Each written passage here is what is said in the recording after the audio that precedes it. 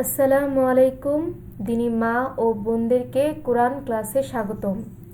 আমরা সূরা বাকারা পড়ছিলাম, আজকে এই আয়াত থেকে পড়ব। আউযু বিল্লাহি মিনাশ শাইতানির রাজিম। বিসমিল্লাহির রহমানির রহিম। ওয়াল্লা তাজিদালা হরফ দুইবার পড়া যায়। প্রথমবার তাহা ডান দিকের হরকতের সঙ্গে, দ্বিতীয়বার নিজ হরকতের সঙ্গে। ওয়া কি হবে? ওয়াল, লাম জবর ওয়াল, লাম জবর লা, ওয়াল্লা।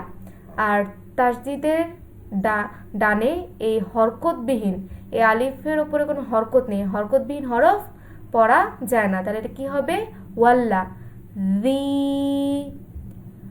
জেরের বাম পাশে যজমালা ইয়া মাদের হরফ, মাদ্দে তবাই হলে আমাদের এক আলিফ টেনে পড়তে হবে। না হরকতের উচ্চারণ তাড়াতাড়ি করে পড়তে হয়। তাহলে ওয়াল্লাযীনা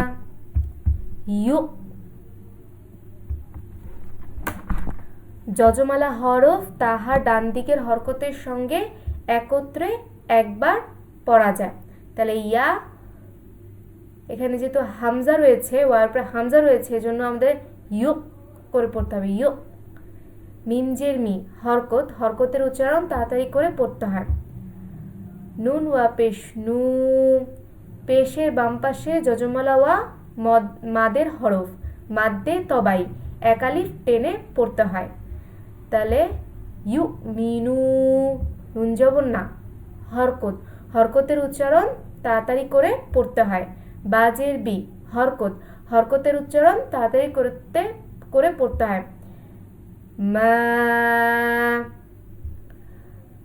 জবরের বাম পাশে খালি আলিফ, মাদের হরফ, মাদ্দে তবাই এক আলিফ টেনে পড়তে হয়। আর মাদ্দে তবাইয়ের উপরে যদি চিকন চিহ্ন থাকে তাকে মাদ্দে মুনফাসিল বলে, তখন এটা এই জায়গায় তিন আলিফ টেনে পড়তে হয়। তাহলে আমরা কি বলবো? বিমা ওয়াল্লাযীনা ইউমিনুনা বিমা। এটা কি? নুন সাকিন। আমরা জানি যে নুন সাকিন বা তানবিনের পরে যদি ইকফার 15 হরফে যে কোনো হরফ পাওয়া যায়, তাহলে নুন সাকিনকে নাকের মধ্যে গোপন করে গুন্না করে পড়তে হয়, যেন হয়েছে। এটা একটি কি? যা একটি ইকফার হরফ। আমরা জানি ইকফার হরফ 15টি, তার মধ্যে একটি হচ্ছে যা। তো এই জন্য এটা হবে জাজের জি, হরকতের উচ্চারণ তাড়াতাড়ি করে পড়তে হয়। এটা গুন্না হবে, নাকের মধ্যে গোপন করে গুন্না হবে। জি, লাম জবর লাম, হরকতের উচ্চারণ তাড়াতাড়ি করে পড়তে হয়। হামজা জের ই, আমরা জানি আলিফে যদি জবর জের পেশ থাকে তাহলে সে আলিফকে কি বলা হয়? হামজা বলে। তাহলে হামজা জের ই হরকতের উচ্চারণ তাড়াতাড়ি করে পড়তে হয়। লাম ইয়া জবর লাই, জবরের বাম পাশের যজমালা ইয়া লিনের হরফ হলে নরম করে পড়তে হয়, আর লিনের হরফে কখনো টানা যায় না। লাম ইয়া জবর লাই। কাব জবর কা, হরকতের উচ্চারণ তাড়াতাড়ি করে পড়তে হয়। তাহলে ইউমিনুনা বিমা উনজিলা ইলাইকা। আচ্ছা, ওয়া হরকতের উচ্চারণ তাড়াতাড়ি করে পড়তে হয়। মা, আমরা জানি যে জবরের বাম পাশে খালি আলিফ, মাদের হরফ, মাদ্দে তবাই এক আলিফ টেনে পড়তে হয়। আর মাদ্দে তবাইয়ের উপরে যদি চিকন চিহ্ন থাকে সেটাকে বলে মাদ্দে মুনফাসিল, তখন এই জায়গাটায় আমাদের তিন আলিফ টেনে পড়তে হয়। তাহলে হবে ওয়ামা। নুন সাকিনের পরে কি আছে? যা আছে। এটা কি? ইকফার হরফ। আমরা জানি নুন সাকিন বা তানবিনের পরে যদি ইকফার 15 হরফে যে কোনো হরফ আসে, তাহলে নুন সাকিন বা তানবিনকে নাকের মধ্যে গোপন করে গুন্না করে পড়তে হয়। তাহলে কি হবে? জাজের জি, হরকতের উচ্চারণ তাড়াতাড়ি করে পড়তে হয়। লাম জবর লা, হরকতের উচ্চারণ তাড়াতাড়ি করে পড়তে হয়। আচ্ছা,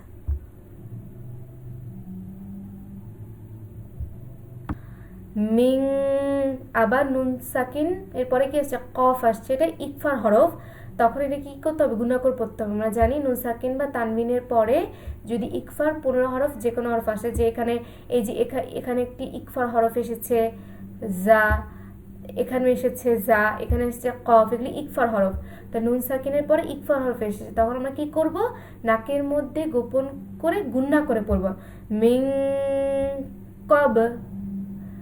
আমরা জানি কফ ত বা জিম দাল এই 5টি হরফে যদি যজম হয় তাহলে কলকলা করে পড়তে হয়।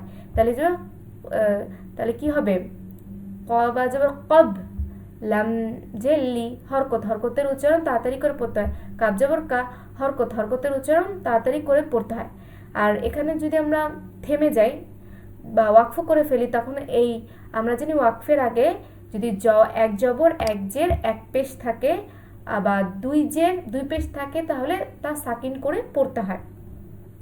তাহলে আমরা যদি পড়ি ওয়াল্লাযীনা ইউমিনুনা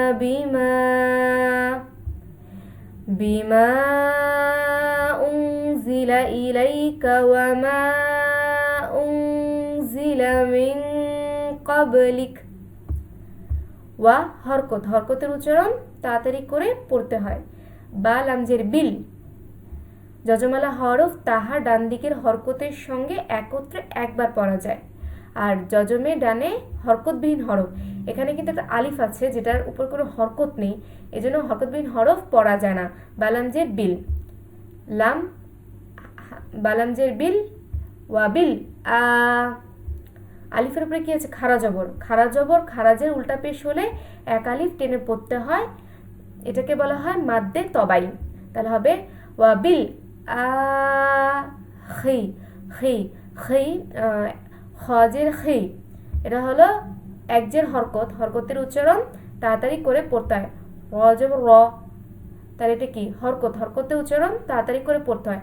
আর আমরা সবসময় মনে রাখবো যে রয়ের উপর যদি জবর থাকে বা রয়ের ডানে যদি জবর থাকে তাহলে র হরফ সবসময় কি মোটা হয়। তা যে তি হরকত, হরকতের উচ্চারণ তাড়াতাড়ি করে পড়তে হয়।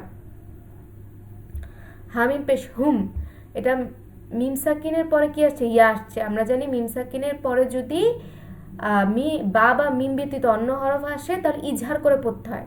ইজহার বলতে স্পষ্ট করে পড়তে হয়। হামিম পেশ হুম ইউ, পেশের বাম পাশে যজমালা ওয়াও,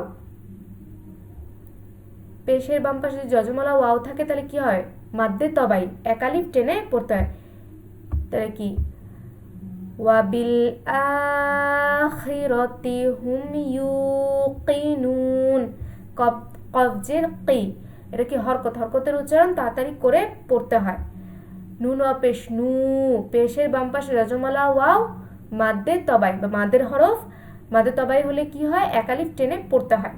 নুন জবর না হরকত, হরকতের উচ্চারণ তাড়াতাড়ি করে পড়তে হয়।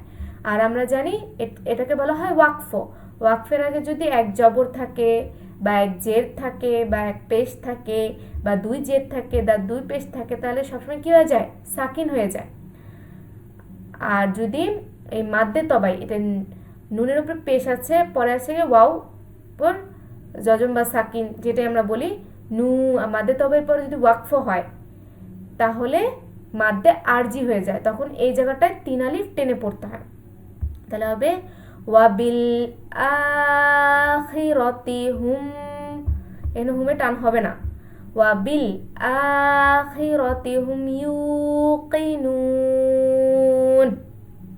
আচ্ছা, ওয়াল্লাযীনা ইউমিনুনা বিমা উনজিলা ইলাইকা ওয়া মা উনজিলা মিন ক্বাবলিক ওয়া বিল আখিরাতি হুম ইউকিনুন। সাদাকাল্লাহুল আলিয়্যুল আযীম।